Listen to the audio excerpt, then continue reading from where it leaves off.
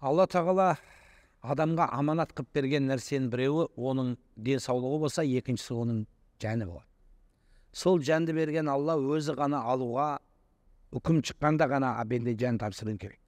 Соны асықтырған адамға хадис құдсиде, яғни өз-өзін өлтірген адамға хадис құдсиде Алла тағала айтады екен: бұл құлым менімен жарысты, маған бір нәрсені дәлелдегісі келді деп, ол адамға үлкен азап бар екенін ескертеді.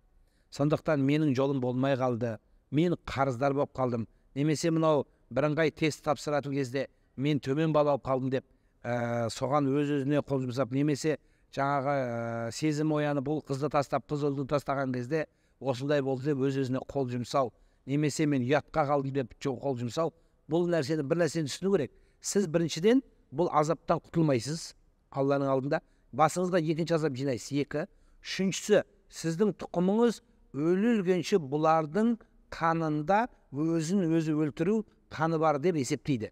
Бұл сіз дүниеден өтіп кетсеңіз де балаларыңыздың бетінде, тұқымдарыңыздың бетіне мәңгілік тақ.